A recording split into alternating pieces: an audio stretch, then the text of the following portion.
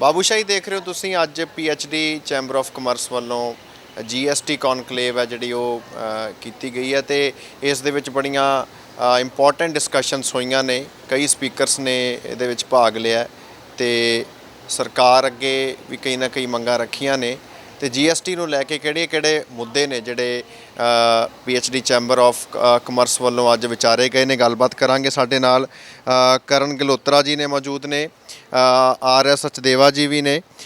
ਸੋ ਸ਼ੁਰੂਆਤ ਕਰ ਲੈਂਦੇ ਹਾਂ। ਗਲੋਤਰਾ ਜੀ, ਕੌਨਕਲੇਵ ਸੀ ਜਿਹੜਾ ਕਿਸ ਪੱਖੋਂ ਇੰਪੋਰਟੈਂਟ ਸੀ ਤੇ ਕਿੰਨਾ ਨੇ ਹਿੱਸਾ ਲਿਆ, ਕੀ ਵਿਚਾਰਿਆ ਗਿਆ? देखिए जी, आई वुड से कि ਜਿਹੜਾ ਸਭ ਤੋਂ ਇੰਪੋਰਟੈਂਟ ਚੀਜ਼ ਜਾਂ ਜਿਹੜਾ ਉਹ ਕਹਿੰਦੇ ਨੇ ਕਿ ਅਸੀਂ ਇਹ ਕੌਨਕਲੇਵਸ ਕਿਉਂ ਕਰਨੇ ਆ, ਇਹ ਇੱਕ ਇੰਟਰੈਕਸ਼ਨ ਪ੍ਰੋਵਾਈਡ ਕਰਦੇ ਨੇ ਡਿਪਾਰਟਮੈਂਟ ਦੀ ਤੇ ਇੰਡਸਟਰੀ ਦੀ ਆਪਸ 'ਚ। ਅੱਜ ਵੀ ਤੁਸੀਂ ਦੇਖਿਆ ਜਿਵੇਂ ਮਿਸਟਰ ਕਮਲ ਯਾਦਵ ਜੀ ਆਏ ਜਿਹੜੇ ਸਾਡੇ ਕਮਿਸ਼ਨਰ ਹੈ ਟੈਕਸੇਸ਼ਨ ਦੇ ਪੰਜਾਬ ਦੇ, ਤੇ ਨਾਲ ਸਾਡੇ ਪੰਜਾਬ ਦੀ ਇੰਡਸਟਰੀ ਦੇ ਰਿਪਰੈਜ਼ੈਂਟੇਟਿਵਸ ਆਏ। ਤਾਂ ਉਹਨਾਂ ਨੇ ਵੱਖ-ਵੱਖ ਆਪਣੇ ਜਿਹੜੇ ਮੁੱਦੇ ਸੀਗੇ ਉਹ ਉਹਨਾਂ ਨਾਲ ਡਿਸਕਸ ਕੀਤੇ। ਜਿਹੜੇ ਕੋਈ ਸਜੈਸ਼ਨ ਸੀਗੇ ਉਹ सरकार को दिए गए। तो मेरे हिसाब से इस तरह के कॉन्क्लेव्स में जब आप इंडस्ट्री रिप्रेजेंटेटिव होते हैं, एक्सपर्ट्स होते हैं जो आपको टैक्सेशन के ऊपर या आपको और ईज़ ऑफ डूइंग बिजनेस के ऊपर, बिकॉज सर के पास दोनों चार्ज हैं, CEO इन्वेस्ट पंजाब भी और साथ में टैक्सेशन भी हेड कर रहे हैं। तो उसमें एक ये इंटरफेस जो PhD चैम्बर प्रोवाइड करता है, तो आई थिंक सबसे इम्पॉर्टेंट चीज़ आज की डेट में कम्युनिकेशन है। तो कम्युनिकेशन प्लेटफॉर्म जब आप एक प्रोवाइड करते हो तो बहुत सारे मसले दोनों तरफ के वो सॉल्व हो जाते हैं। तो आई थिंक सबसे बड़ा टेक अवे इन सब कॉन्क्लेव से यही होता है। ਸਚਦੇਵਾ ਜੀ, ਤੁਸੀਂ ਦੱਸੋ ਜੀ, ਕਿਹੜੀਆਂ ਚੀਜ਼ਾਂ ਜਿਹੜੀਆਂ ਨੇ ਮੇਨਲੀ ਅੱਜ ਹਾਈਲਾਈਟ ਹੋਈਆਂ ਤੇ ਇਸ ਦਾ ਆਊਟਪੁੱਟ ਤੁਸੀਂ ਕੀ ਦੇਖ ਰਹੇ ਹੋ? ਦੇਖੋ ਜੀ, ਇਸ ਕੌਨਕਲੇਵ ਦੇ ਵਿੱਚ ਅਸੀਂ ਅੱਜ ਹਰਪਾਲ ਚੀਮਾ ਜੀ ਨੂੰ ਵੀ ਬੁਲਾਇਆ ਸੀ। ਅਨਫੋਰਚੂਨੇਟਲੀ ਉਹ ਪਹੁੰਚ ਨਹੀਂ ਸਕੇ। ਅਸੀਂ ਪੰਜਾਬ ਦੀ PhD ਚੈਂਬਰ ਵੱਲੋਂ ਉਹਨਾਂ ਨੂੰ ਮੁਬਾਰਕ ਦਿੱਤੀ ਹੈ ਔਰ ਨਾਲ ਯਾਦਵ ਸਾਹਿਬ ਨੂੰ ਵੀ ਕਿਹਾ ਹੈ ਕਿ ਤੁਸੀਂ ਪੰਜਾਬ ਦੇ ਫਾਈਨੈਂਸ਼ੀਅਲਸ ਨੂੰ ਬਹੁਤ ਅੱਛੀ ਤਰ੍ਹਾਂ ਚਲਾ ਰਹੇ ਹੋ, ਉਹਦੇ ਅਸੀਂ ਤੁਹਾਨੂੰ ਕੰਪਲੀਮੈਂਟ ਦਿੰਦੇ ਹਾਂ। ਸੈਂਟਰਲ ਦਾ GST ਦੀ ਡੈਫੀਸਿਟ ਦੀ ਜਿਹੜੀ ਸਬਸਿਡੀ ਸੀ ਉਹ ਬੰਦ ਹੋਣ ਦੇ ਬਾਵਜੂਦ ਪੰਜਾਬ ਦੀ ਜਿਹੜੀ ਫਾਈਨੈਂਸ਼ੀਅਲ ਪੋਜੀਸ਼ਨ ਹੈ ਉਹ ਪ੍ਰੋਪਰ ਲੀਹਾਂ 'ਤੇ ਚੱਲ ਰਹੀ ਹੈ ਔਰ ਪੰਜਾਬ ਦੀ ਜਿੰਨੀ ਜਿਹੜੀ ਕੋਈ ਕਮਿਟਮੈਂਟ ਹੈ, ਚਾਹੇ ਉਹ ਸਬਸਿਡੀ ਦੀ ਹੈ, ਚਾਹੇ ਉਹ ਸੈਲਰੀਜ਼ ਦੀ ਹੈ, ਚਾਹੇ ਹੋਰ ਚੀਜ਼ਾਂ ਦੀ ਹੈ, ਡਿਵੈਲਪਮੈਂਟ ਦੀ ਹੈ, ਉਹ ਪੂਰੇ ਤਰੀਕੇ ਨਾਲ ਨਿਭਾਇਆ ਜਾ ਰਿਹਾ। ਸੋ ਉਸ ਕੰਪਲੀਮੈਂਟ ਦੇ ਨਾਤੇ ਅਸੀਂ ਇਹ GST ਕੌਨਕਲੇਵ ਨੂੰ ਪੰਜਾਬ ਦੇ ਚੈਪਟਰ ਦੇ ਨਾਲ ਲਿੰਕ ਕੀਤਾ ਤੇ ਉਹਨਾਂ ਨੂੰ ਚੀਫ ਗੈਸਟ ਵਾਸਤੇ ਬੁਲਾਇਆ, ਨਾਲ ਯਾਦਵ ਸਾਹਿਬ ਨੂੰ ਬੁਲਾਇਆ ਤੇ ਯਾਦਵ ਸਾਹਿਬ ਨੇ ਆ ਕੇ ਇੱਥੇ ਸਾਰਿਆਂ ਦੀ ਗੱਲ ਸੁਣੀ। ਉਸ ਤੋਂ ਪਹਿਲੇ ਉਹਨਾਂ ਨੇ ਆਪਣੇ ਹੋਰ ਸੀਨੀਅਰ ਆਫੀਸਰ ਰਵਨੀਤ ਖੁਰਾਣਾ ਜੀ ਨੂੰ ਭੇਜਿਆ ਇੰਡਸਟਰੀ ਦੀ ਪੈਨਲ ਡਿਸਕਸ਼ਨ ਦੇ ਵਾਸਤੇ। ਸੋ ਇਹ ਬੜੀ ਫਰੂਟਫੁਲ ਰਹੀ ਹੈ ਔਰ ਮੈਂ ਸਮਝਦਾ ਵੀ ਸਾਡੇ ਲਈ ਜਿਹੜਾ ਇੱਕ ਮਨ ਦਾ ਖਦਸ਼ਾ ਸੀ ਸਾਰੇ ਪੰਜਾਬ ਨੂੰ ਕਿ ਜਿਹੜਾ ਇੱਕ ਨਵੀਂ ਵੇਵ ਚਲਾਈ ਜਾ ਰਹੀ ਸੈਂਟਰਲ ਗਵਰਨਮੈਂਟ ਵੱਲੋਂ ਆਇਆ ਕਿ ਜੀ ਫੇਕ GST ਦੇ ਵਿੱਚ ਸਾਰਿਆਂ ਦੀ ਚੈਕਿੰਗ ਕੀਤੀ ਤੇ ਉਹ ਉਹਨਾਂ ਨੇ ਦੱਸਿਆ ਕਿ ਸਾਰਿਆਂ ਦੀ ਚੈਕਿੰਗ ਨਹੀਂ ਹੋਏਗੀ। ਉਹ ਸਿਰਫ ਜਿਹੜੇ ਕੋਈ ਪੋਰਟਲ 'ਤੇ ਕਲੀਅਰ ਹੋਏਗਾ ਕਿ ਫੇਕ ਹੈ ਜਾਂ ਇਹ ਗਲਤ ਤਰੀਕੇ ਨਾਲ ਬਿਜ਼ਨਸ ਕਰ ਰਹੇ ਹੈ, ਸਿਰਫ ਉਹਨਾਂ ਨੂੰ ਹੀ ਪੁੱਛਿਆ ਜਾਏਗਾ, ਉਹ ਵੀ ਉਹਨਾਂ ਦੀ ਸਿਗਨੇਚਰ ਤੇ ਅਥਾਰਟੀ ਤੋਂ ਬਾਅਦ। ਸੋ ਇਹ ਇੱਕ ਅੱਛੀ ਗੱਲ ਹੈ ਕਿ ਆਮ ਇੰਡਸਟਰੀਅਲਿਸਟ ਨੂੰ ਜਿਹੜੀ ਇੱਕ ਬੇਚੈਨੀ ਸੀ ਉਹ ਖਤਮ ਹੋ ਗਈ ਤੇ ਉਹ ਆਮ ਬੰਦੇ ਨੂੰ ਇਹ ਤੰਗ ਨਹੀਂ ਕਰਨਗੇ। ਦੂਸਰਾ ਸੀਗਾ ਕਿ ਜਿਹੜਾ ਰੈਵਨਿਊ ਵਧਾਉਣ ਵਾਸਤੇ ਸਾਡੇ ਐਕਸਪਰਟ ਆਏ ਸੀ ਕਿ ਪੰਜਾਬ ਦੇ ਵਿੱਚ ਜਿਹੜੀਆਂ ਕਮੀਆਂ ਨੇ ਜਾਂ ਜਿਹੜੇ ਰੈਵਨਿਊ ਵਧਾਉਣਾ ਹੈ ਜਾਂ ਫੇਕ ਰਜਿਸਟ੍ਰੇਸ਼ਨ ਹੁੰਦੀ ਹੈ ਜਾਂ ਉਹਨੂੰ ਕਿਸ ਤਰ੍ਹਾਂ ਅਸੀਂ ਠੀਕ ਕਰਨਾ, ਉਹ ਬੜੇ ਅੱਛੇ ਸੁਜੈਸ਼ਨ ਦਿੱਤੇ ਗਏ ਔਰ ਸਰਕਾਰ ਨੇ ਉਹਨੂੰ ਬੜੀ ਅੱਛੀ ਤਰ੍ਹਾਂ ਸੁਣਿਆ। ਤੇ ਮੈਂ ਸਮਝਦਾ ਵੀ ਅਸੀਂ ਪੰਜਾਬ ਦੀ PhD ਚੈਂਬਰ ਤੇ ਪੰਜਾਬ ਸਰਕਾਰ ਰਲ ਕੇ ਅਸੀਂ ਪੰਜਾਬ ਨੂੰ ਹੋਰ ਅੱਗੇ ਰੈਵਨਿਊ ਨੂੰ ਵਧਾਉਣ ਵਾਸਤੇ ਜਾਂ ਪੰਜਾਬ ਦੀ ਹੋਰ ਈਜ਼ ਆਫ ਡੂਇੰਗ ਬਿਜ਼ਨਸ ਵਾਸਤੇ ਜਾਂ ਇਹਨੂੰ ਹੋਰ ਚੰਗੇ ਤਰੀਕੇ ਨਾਲ ਕੌਨਫੀਡੈਂਸ ਦੇਣ ਲਈ, ਸਰਵਿਸ ਸੈਕਟਰ ਨੂੰ ਵਧਾਉਣ ਲਈ, ਇੰਡਸਟਰੀ ਨੂੰ ਵਧਾਉਣ ਲਈ ਅਸੀਂ ਕਿਸ ਤਰ੍ਹਾਂ ਹੱਥ ਨਾਲ ਹੱਥ ਮਿਲਾ ਸਕਦੇ ਹਾਂ, ਉਹਦੀ ਕੋਸ਼ਿਸ਼ ਕੀਤੀ ਗਈ ਹੈ। ਕੋਈ ਨਵੀਂ ਡਿਸਕਸ਼ਨ ਹੋਈ ਕੋਈ ਇੰਡਸਟਰੀਅਲ ਪਾਲਿਸੀ ਨੂੰ ਲੈ ਕੇ ਜਿਹੜੀ ਲਗਾਤਾਰ ਪਿਛਲੇ ਸਮੇਂ 'ਚ ਮੀਟਿੰਗਸ ਵੀ ਹੁੰਦੀਆਂ ਰਹੀਆਂ ਇੰਡਸਟਰੀਅਲਿਸਟ ਦੀਆਂ, CM ਸਾਹਿਬ ਨਾਲ ਵੀ ਹੋਈਆਂ, ਸੋ ਉਹਨੂੰ ਲੈ ਕੇ ਵੀ ਉਹ ਕਿੱਥੇ ਜੇ ਗੱਲ ਪਹੁੰਚੀ ਹੈ, ਕੀ ਕੁਛ ਸਰਕਾਰ ਧਿਆਨ 'ਚ ਰੱਖ ਰਹੀ ਹੈ, ਤੁਸੀਂ ਆਪਣੇ ਵੱਲੋਂ ਨਵੀਆਂ ਗੱਲਾਂ ਦੱਸੀਆਂ ਹੋਣ? ਉਹਦੇ ਵਾਸਤੇ ਇੱਕ ਸੈਪਰੇਟ ਮੀਟਿੰਗ ਰੱਖੀ ਗਈ ਹੈ ਮੰਡੇ ਨੂੰ। ਨਵੇਂ ਪ੍ਰਿੰਸੀਪਲ ਸੈਕਟਰੀ ਇੰਡਸਟਰੀ ਆਏ ਹੈ, ਐਡੀਸ਼ਨਲ ਚੀਫ ਸੈਕਟਰੀ ਹੈ ਮਿਸਟਰ ਅਨੁਰਾਗ ਵਰਮਾ ਔਰ ਨਾਲ ਉਹਨਾਂ ਦੇ ਇੰਡਸਟਰੀ ਮਿਨਿਸਟਰ ਮੈਡਮ ਹੈ ਜਿਹੜੇ ਇਨਵੈਸਟਮੈਂਟ ਪ੍ਰਮੋਸ਼ਨ ਦੇ ਅਨਮੋਲ ਗਗਨ ਮਾਨ ਔਰ ਨਾਲ ਇਹ ਸਾਰੇ ਆਫਿਸਰਸ ਰਿਲੇਟਡ ਇਨਕਲੂਡਿੰਗ ਮਿਸਟਰ ਕਮਲ ਯਾਦਵ, ਇਹ ਸਾਰੇ ਉੱਥੇ ਹੋਣਗੇ ਤੇ ਇਹ ਸਾਰਿਆਂ ਨੇ 3 ਇੰਡਸਟਰੀ ਦੇ ਚੈਂਬਰ ਬੁਲਾਏ ਆ। ਇੱਕ ਬੁਲਾਇਆ ਹੈ CII, ਇੱਕ PIC ਚੈਂਬਰ ਔਰ ਇੱਕ ਲੁਧਿਆਣੇ ਦੀ ਇੰਡਸਟਰੀ ਦਾ CICCU। ਤੇ ਇਹਨਾਂ ਤਿੰਨਾਂ ਨੂੰ ਪੌਣਾ ਘੰਟਾ ਦਿੱਤਾ ਗਿਆ ਹੈ ਤੇ ਉਸ ਦੇ ਵਿੱਚ ਅਸੀਂ ਸਵੇਰੇ 11 ਵਜੇ ਤੋਂ ਲੈ ਕੇ 1 ਵਜੇ ਤੱਕ ਇਹ ਤਿੰਨੋਂ ਚੈਂਬਰਾਂ ਦੇ ਲੋਕ ਮਿਲ ਰਹੇ ਹਨ ਔਰ ਗਵਰਨਮੈਂਟ ਨੂੰ ਪੂਰਾ ਅਵੇਅਰ ਕਰ ਰਹੇ ਹਾਂ ਕਿ ਕਿੱਥੇ ਤੁਹਾਡੀਆਂ ਕਮੀਆਂ ਨੇ, ਕਿੱਥੇ ਤੁਸੀਂ ਹੋਰ ਬੈਟਰ ਕਰਨਾ ਹੈ, ਪਾਲਿਸੀ 'ਚ ਕੀ ਕਮੀ ਹੈ, ਜਾਂ ਹੁਣ ਉਹ ਪਾਲਿਸੀ ਤੋਂ ਲੈ ਕੇ ਹੁਣ ਤੱਕ ਦੇ ਮਾਹੌਲ ਦੇ ਹਿਸਾਬ ਨਾਲ ਕੀ ਅਮੈਂਡਮੈਂਟ ਚਾਹੀਦੀਆਂ। ਕਿਉਂਕਿ CM ਸਾਹਿਬ ਨੇ ਕਿਹਾ ਸੀ ਕਿ ਪਾਲਿਸੀ ਜਿਹੜੀ ਹੈ ਫਿਕਸ ਨਹੀਂ ਹੋਏਗੀ, ਇਹ ਰੈਗੂਲਰ ਇਹਨੂੰ ਫਲੈਕਸੀਬਿਲਿਟੀ ਦੇ ਨਾਲ ਚੇਂਜ ਕੀਤਾ ਜਾਏਗਾ। ਤੇ ਅਸੀਂ ਹੁਣ ਉਹ 4 ਮਹੀਨੇ ਦੇ ਬਾਅਦ ਸਮਝਦੇ ਹਾਂ ਵੀ ਪਾਲਿਸੀ 'ਚ ਕੁਝ ਚੇਂਜਸ ਵੀ ਚਾਹੀਦੀਆਂ, ਉਹ ਅਸੀਂ ਸੁਜੈਸਟ ਕਰ ਰਹੇ ਹਾਂ। ਨਾਲ ਅਸੀਂ ਸੁਜੈਸਟ ਕਰ ਰਹੇ ਹਾਂ ਵੀ ਜਿਹੜੀਆਂ ਹੁਣ ਔਕੜਾਂ ਆ ਰਹੀਆਂ ਜਾਂ ਜਿਹੜੀਆਂ ਚੀਜ਼ਾਂ ਲੋਕਾਂ ਨੂੰ ਅਪਰੂਵਲਸ ਨਹੀਂ ਹੋ ਰਹੀਆਂ ਆਨਲਾਈਨ, ਜਾਂ ਉਹ ਵੀ ਅਸੀਂ ਦੱਸਣ ਜਾ ਰਹੇ ਹਾਂ। ਔਰ ਡਿਵੈਲਪਮੈਂਟ ਵਾਸਤੇ ਸਰਵਿਸ ਸੈਕਟਰ ਨੂੰ ਵਧਾਉਣ ਲਈ, ਟੂਰਿਜ਼ਮ ਨੂੰ ਵਧਾਉਣ ਲਈ ਕੀ ਕਰਨ ਦੀ ਲੋੜ ਆ ਉਹ ਵੀ ਦੱਸਾਂਗੇ। ਠੀਕ ਹੈ ਜੀ, ਬਹੁਤ ਬਹੁਤ ਸ਼ੁਕਰੀਆ। ਸੋ ਗੱਲਬਾਤ ਅਸੀਂ ਕਰ ਰਹੇ ਸੀਗੇ PHD ਚੈਂਬਰ ਆਫ ਕਮਰਸ ਵੱਲੋਂ ਜਿਹੜੀ GST ਕੌਨਕਲੇਵ ਹੋਈ ਹੈ, ਤਾਂ ਉਸ 'ਤੇ ਵਿਚਾਰ ਹੈ ਜਿਹੜਾ ਉਹ ਕੀ ਕੁਛ ਹੋਇਆ ਅੱਜ। ਤੇ ਪੰਜਾਬ ਸਰਕਾਰ ਵੱਲੋਂ KK ਯਾਦਵ ਨੇ ਜਿਹੜੇ ਟੈਕਸੇਸ਼ਨ ਕਮਿਸ਼ਨਰ ਨੇ ਇਨਵੈਸਟ ਪੰਜਾਬ ਦੇ ਵਿੱਚ ਵੀ ਉਹਨਾਂ ਦਾ ਬੜਾ ਅਹਿਮ ਰੋਲ ਹੈ। ਉਹਨਾਂ ਦੇ ਨਾਲ ਵੀ ਗੱਲਬਾਤ ਕਰਦੇ ਆ ਕਿਹੜੀਆਂ ਮੰਗਾਂ ਇਹਨਾਂ ਵੱਲੋਂ ਉਹਨਾਂ ਦੇ ਅੱਗੇ ਰੱਖੀਆਂ ਗਈਆਂ ਨੇ। ਚੰਡੀਗੜ੍ਹ ਤੋਂ ਕੈਮਰਾਮੈਨ ਆਕਾਸ਼ਦੀਪ ਦੇ ਨਾਲ ਹਰਸ਼ਬਾਬ ਸਿੰਘ ਸਿੱਧੂ, ਬਾਬੂ ਸ਼ਾਹੀ Times.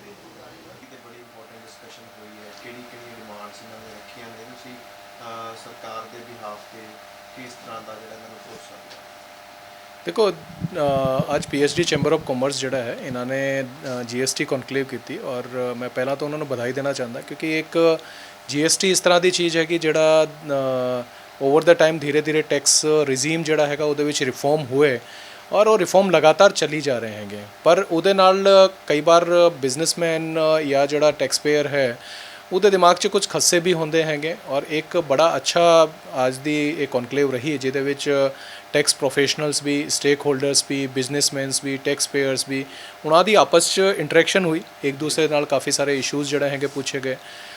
Even Punjab, Himachal, CGST ਇਹਨਾਂ ਦੇ ਆਫੀਸ਼ੀਅਲਸ ਨੇ ਵੀ ਇਹਦੇ ਵਿੱਚ ਪਾਰਟਿਸਿਪੇਟ ਕੀਤਾ। ਤਾਂ ਪਹਿਲਾਂ ਤਾਂ ਮੈਂ ਵਧਾਈ PHD ਚੈਂਬਰ ਆਫ ਕਾਮਰਸ ਨੂੰ ਇਸ ਦੇ ਲਈ ਦੇਣਾ ਚਾਹਾਂਗਾ। ਦੂਸਰਾ GST ਵਿੱਚ ਜਿਹੜੇ ਮੇਜਰ ਇਸ਼ੂਜ਼ ਅੱਜ ਰੇਜ਼ ਹੋਏ, ਪਹਿਲਾ ਤਾਂ ਇੱਕ ਸੀਗਾ ਕਿ ਸਾਡਾ 16 ਮਈ ਤੋਂ ਲੈ ਕੇ 15 ਜੁਲਾਈ ਤੱਕ ਫੇਕ ਰਜਿਸਟ੍ਰੇਸ਼ਨਸ ਜਿਹੜੇ ਹੋਏ हैं ਉਹਨਾਂ ਦੇ ਅਗੇਂਸਟ ਡਰਾਈਵ ਚੱਲ ਰਹੀ ਹੈ। ਇਹ ਡਰਾਈਵ ਸਿਰਫ ਪੰਜਾਬ 'ਚ ਹੀ ਨਹੀਂ ਚੱਲ ਰਹੀ, ਪੂਰੇ ਇੰਡੀਆ 'ਚ ਚੱਲ ਰਹੀ ਹੈਗੀ। ਔਰ ਉਹਦਾ ਇੱਕ ਰੀਜ਼ਨ ਹੈਗਾ ਕਿ ਕਿਤੇ ਨਾ ਕਿਤੇ ਜਿਹੜੇ ਵੀ ਲੋਕ ਫੇਕ ਰਜਿਸਟ੍ਰੇਸ਼ਨ ਕਰਕੇ ਜਾਂ ਉਹਨੂੰ ਜਿਹੜਾ ਹੈਗਾ ਮਿਸਯੂਜ਼ ਕਰਦੇ ਹੈ, ਉਹ ਇੱਕ ਅਨਈਵਨ ਸਾ এনवायरमेंट ਕ੍ਰੀਏਟ ਕਰਦੇ ਹੈ, ਕੰਪੀਟੀਸ਼ਨ ਨੂੰ ਜਿਹੜਾ ਹੈਗਾ ਅਨਫੇਅਰ ਕੰਪੀਟੀਸ਼ਨ 'ਚ ਕਨਵਰਟ ਕਰਦੇ, ਜਿਹਦੇ ਵਿੱਚ ਜਿਹੜਾ ਜੈਨੂਅਨ ਟੈਕਸ ਪੇਅਰ ਹੈ ਉਹਦੇ ਲਈ ਕੰਮ ਕਰਨਾ ਮੁਸ਼ਕਿਲ ਹੋ ਜਾਂਦਾ ਹੈ। ਔਰ ਜਿਹੜਾ ਇਸ ਤਰ੍ਹਾਂ ਦਾ ਉਲਟੇ ਸਿੱਧੇ ਕੰਮ ਕਰਕੇ ਜਿਹੜਾ ਹੈਗਾ ਕੰਮ ਕਰਦੇ ਹੈ, ਉਹਨਾਂ ਦੇ ਲਈ ਉਹ ਜਲਦੀ ਜਿਹੜਾ ਹੈਗਾ ਪੈਸਾ ਬਣਾਉਣ ਦੀ ਕੋਸ਼ਿਸ਼ ਕਰਦੇ ਹੈ। ਤਾਂ ਇਸ ਚੀਜ਼ ਨੂੰ ਧਿਆਨ 'ਚ ਰੱਖਦੇ ਹੋਏ ਫੇਕ ਰਜਿਸਟ੍ਰੇਸ਼ਨ ਡਰਾਈਵ ਚੱਲੀ ਹੈਗੀ।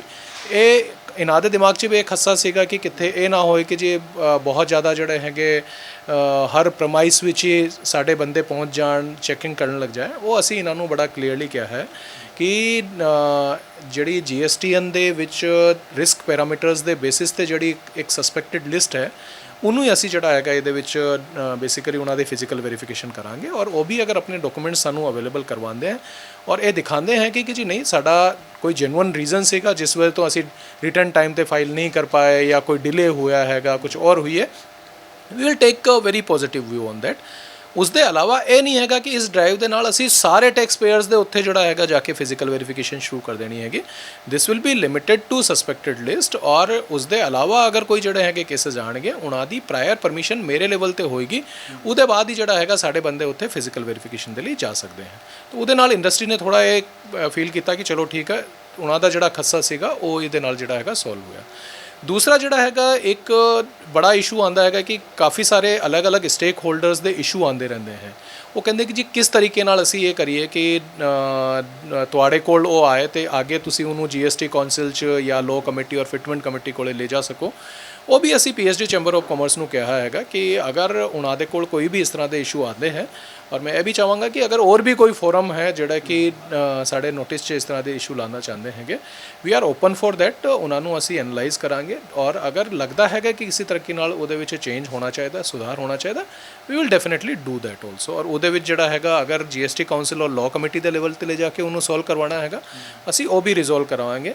ਪਹਿਲਾਂ ਵੀ ਪੰਜਾਬ ਵੱਲੋਂ ਕਾਫੀ ਸਾਰੇ ਇਸ਼ੂਜ਼ ਜਿਹੜੇ ਇਸ ਤਰ੍ਹਾਂ ਦੇ ਆਏ ਸੀਗੇ, ਉਹਨਾਂ ਨੂੰ ਉੱਥੇ ਰੇਜ਼ ਕਰਕੇ ਉਹਨਾਂ ਦਾ ਸੋਲੂਸ਼ਨ ਕਰਵਾਇਆ ਗਿਆ। ਤੀਸਰਾ ਜਿਹੜਾ ਮੇਨ ਮੁੱਦਾ ਸੀਗਾ ਉਹ ਇਸ ਚੀਜ਼ ਤੇ ਸੀਗਾ ਕਿ ਜੀ ਕਾਫੀ ਸਾਰੇ ਟੈਕਸ ਪ੍ਰੋਫੈਸ਼ਨਲਸ ਵੱਲੋਂ ਵੀ ਔਰ ਬਾਕੀਆਂ ਵੱਲੋਂ ਕਿ ਕਿਸ ਤਰੀਕੇ ਨਾਲ ਇਹ ਇੱਕ ਮਾਹੌਲ ਬਣਾਇਆ ਜਾਏ ਜਿਹਦੇ ਵਿੱਚ ਕਿ ਟੈਕਸ ਪ੍ਰੋਫੈਸ਼ਨਲਸ ਵੀ ਜਿਹੜਾ ਹੈਗਾ ਆਪਣੇ ਪੁਆਇੰਟ ਆਫ ਵਿਊ ਠੀਕ ਰੱਖ ਸਕੇ।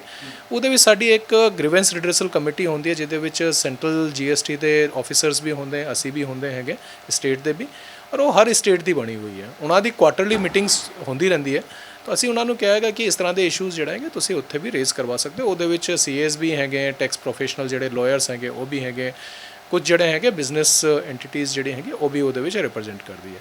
ਤਾਂ ਇਸ ਤਰੀਕੇ ਨਾਲ ਜਿਹੜੇ ਵੀ ਟ੍ਰੇਡ ਵੱਲੋਂ ਜਾਂ ਬਿਜ਼ਨਸਮੈਨ ਵੱਲੋਂ ਜਾਂ ਟੈਕਸ ਪੇਅਰਸ ਵੱਲੋਂ ਇਸ਼ੂਜ਼ ਉਠਾਏ ਗਏ ਸੀਗੇ, we are tried to give answer of them. ਔਰ ਮੈਨੂੰ ਉਮੀਦ ਹੈ ਕਿ ਇਸ ਤਰ੍ਹਾਂ ਦੇ ਔਰ ਜਿਹੜੇ ਉਪਰਾਲੇ ਹੁੰਦੇ ਰਹਿਣਗੇ, ਉਹਨਾਂ ਦੇ ਨਾਲ ਅਸੀਂ ਔਰ ਇੱਕ ਬਿਹਤਰ ਕਮਿਊਨੀਕੇਸ਼ਨ ਜਿਹਦੇ ਵਿੱਚ ਔਰ ਬਿਹਤਰ ਤਰੀਕੇ ਨਾਲ ਚੱਲੇ, ਇਸ ਤਰ੍ਹਾਂ ਦਾ ਮਾਹੌਲ ਬਣਾਵਾਂਗੇ। ਔਰ ਪੰਜਾਬ 'ਚ ਬਿਜ਼ਨਸ ਅੱਛੀ ਤਰੀਕੇ ਨਾਲ ਚੱਲਣਾ ਚਾਹੀਦਾ। ਅਸੀਂ ਵੀ ਇਹ ਚਾਹੁੰਦੇ, ਬਿਜ਼ਨਸ ਹੈ ਤਾਂ ਟੈਕਸ ਹੈ, ਅਗਰ ਬਿਜ਼ਨਸ ਨਹੀਂ ਰਹੇਗਾ ਤਾਂ ਟੈਕਸ ਨਹੀਂ ਰਹੇਗਾ। ਸੋ ਮੈਂ ਤਾਂ ਇਹੀ ਮੈਂ ਸਾਰਿਆਂ ਨੂੰ ਕਹਾਂਗਾ ਕਿ ਸਾਡਾ ਇਹੀ ਹੈ ਕਿ ਬਿਜ਼ਨਸ ਪ੍ਰੋਲੀਫਰੇਟ ਹੋਣਾ ਚਾਹੀਦਾ। ਔਰ ਇਵਨ ਸੇਮ ਮੈਂ ਇਨਵੈਸਟਮੈਂਟ ਪ੍ਰੋਮੋਸ਼ਨ ਸਾਈਡ ਤੋਂ ਵੀ ਜਿਹੜਾ ਹੈਗਾ, ਕਿਉਂਕਿ ਮੈਂ ਉਹ CEO ਇਨਵੈਸਟ ਪੰਜਾਬ ਵੀ ਹਾਂ, ਤਾਂ ਮੈਂ ਇਹ ਵੀ ਬੇਨਤੀ ਕੀਤੀ ਹੈ ਕਿ ਜਿਹੜੇ ਵੀ ਬਿਜ਼ਨਸਮੈਨ ਹੈ ਉਹ ਅਗਰ ਆਪਣਾ ਐਕਸਪੈਂਸ਼ਨ ਕਰਨਾ ਚਾਹੁੰਦੇ ਹੈ, ਕਿਸੇ ਹੋਰ ਤਰ੍ਹਾਂ ਦਾ ਇਨਵੈਸਟਮੈਂਟ ਕਰਨਾ ਚਾਹੁੰਦੇ ਹੈ, ਦੇ ਆਰ ਮੋਸਟ ਵੈਲਕਮ। ਔਰ ਅਸੀਂ ਇਨਵੈਸਟ ਪੰਜਾਬ ਵੱਲੋਂ ਵੀ ਉਹਨਾਂ ਨੂੰ ਪੂਰੀ ਹੈਲਪ ਕਰਾਂਗੇ। ਆਊਟਪੁੱਟ ਕਿਵੇਂ ਦੀ ਆ ਰਹੀ ਹੈ ਜੀ? ਕਿਉਂਕਿ ਕਈ ਵਾਰ ਸਵਾਲ ਖੜੇ ਹੋ ਜਾਂਦੇ ਨੇ ਕਿ ਮਾਹੌਲ ਉੱਦਾਂ ਦਾ ਠੀਕ ਨਹੀਂ ਗਾ, ਇੰਡਸਟਰੀਜ਼ ਜਿਹੜੀਆਂ ਨੇ ਉਸ ਤਰ੍ਹਾਂ ਦੇ ਨਾਲ ਨਹੀਂ ਵੀ ਆ ਰਹੀਆਂ, ਕਈ ਓਪੋਜੀਸ਼ਨ ਵੱਲੋਂ ਇਹ ਸਵਾਲ ਖੜੇ ਕੀਤੇ ਜਾਂਦੇ ਨੇ, ਬਟ ਤੁਸੀਂ ਹੁਣ ਤੱਕ ਇਨਵੈਸਟ ਪੰਜਾਬ 'ਚ ਰਹਿ ਕੇ ਕੀ ਅਚੀਵਮੈਂਟਸ ਕੀ ਮੰਨਦੇ? नहीं देखो, मैं तो फैक्ट्स से अगर गल करा तो पिछले करीब 1 साल ਦੇ ਵਿੱਚ ਜਿਹੜਾ ਹੈਗਾ 40,000 ਕਰੋੜ ਤੋਂ ਉੱਪਰ ਦਾ ਜਿਹੜਾ ਹੈਗਾ ਇਨਵੈਸਟਮੈਂਟ ਪੰਜਾਬ 'ਚ ਆਇਆ ਹੈਗਾ। ਇਹਦੇ ਵਿੱਚ ਐਕਸਪੈਂਸ਼ਨਸ ਵੀ ਹੈ, ਜਿਹੜੀ ਐਗਜ਼ਿਸਟਿੰਗ ਇੰਡਸਟਰੀ ਹੈ, ਨਈ ਬਾਹਰ ਤੋਂ ਇੰਡਸਟਰੀਜ਼ ਵੀ ਆ ਰਹੀ हैं, बड़ी इंडस्ट्रीज़ भी आ रही हैगी, छोटी इंडस्ट्रीज़ भी हैगियाँ। तो अगर मैं कਹਾਂ कि जी कोई माहौल ख़राब है उस दे नाल ਜਿਹੜਾ ਹੈਗਾ ਕੋਈ ਹੋਰ ਹੈਗਾ, आई डोंट थिंक ਇਹ ਕੋਈ ਚੀਜ਼ ਜਿਹੜੀ ਹੈਗੀ ਠੀਕ ਹੈਗੀ। There are certain perception game ਜਿਹੜਾ ਹੈਗਾ ਉਹ ਚੱਲਦਾ ਰਹਿੰਦਾ ਹੈਗਾ। ਮੇਰੇ ਹਿਸਾਬ ਨਾਲ ਪੰਜਾਬ ਹਮੇਸ਼ਾ ਜਿਹੜਾ ਹੈਗਾ ਇੰਨਾ ਸਟਰੋਂਗ ਰਿਹਾ ਹੈ ਔਰ ਹਾਲੇ ਵੀ ਹੈ। ਕਿਸੇ ਵੀ ਤਰ੍ਹਾਂ ਦੀ ਕੋਈ ਸਮੱਸਿਆ ਹੈ ਉਹਦਾ ਸੋਲੂਸ਼ਨ ਕਰਨ 'ਚ ਪੰਜਾਬੀ ਸક્ષਮ ਹੈਗੇ। ਔਰ ਸਰਕਾਰ ਵੱਲੋਂ ਜਿਹੜਾ ਹੈਗਾ ਹਮੇਸ਼ਾ ਸਾਨੂੰ ਪੂਰਾ ਇੱਕ ਜਿਹੜਾ ਹੈਗਾ ਸਟਰੋਂਗ ਕੀਤਾ ਜਾਂਦਾ ਹੈਗਾ ਕਿ ਨਹੀਂ, ਤੁਸੀਂ ਇੰਡਸਟਰੀ ਦੇ ਲਈ ਜਿਸ ਤਰ੍ਹਾਂ ਦੀ ਵੀ पॉलिसी बनानी है पॉलिसी बनाओ, उन्होंने लिए कोई अच्छा काम करना है। हुण असी कलर कोडेड स्टाम्प पेपर लेके आए हैं ताकि इंडस्ट्री आए अपना काम जोड़ा है तुरंत शुरू कर सके। इंडस्ट्रीयल पॉलिसी जी आई वो सीएम साहब वालों खुद वालों जोड़ा है काफ़ी लंबे टाइम तक अलग अलग मीटिंग्स करके इंडस्ट्रीज़ के नाल उन्होंने इनपुट्स लिए गए, उसके बेसिस पर इंडस्ट्रीयल पॉलिसी बनी।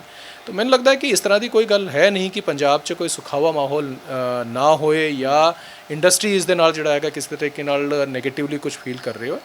इंडस्ट्री बिल्कुल बहुत अच्छी तरीके नाल काम कर रही है, रोबस्ट तरीके नाल काम कर रही है। और मैंने उम्मीद है कि पंजाब की इंडस्ट्री आगे भी बहुत अच्छा जोड़ा है परफॉर्म करेगी और असी उन्होंने नाल खड़े हुए हैं।